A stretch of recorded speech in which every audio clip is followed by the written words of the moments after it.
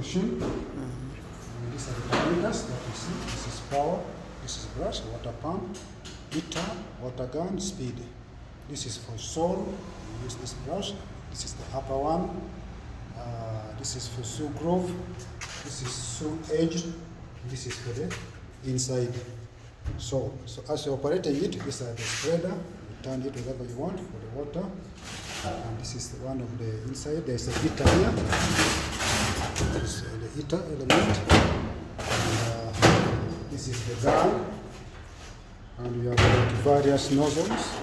You can change it. This one. And then put another one. Have them here.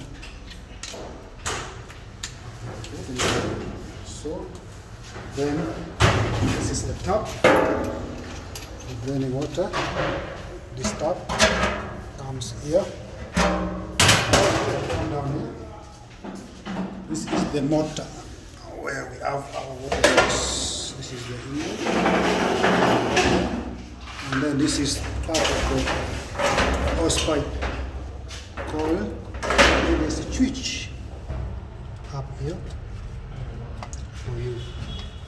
So we are going to have this system. Take it out of here. We have the whole system done.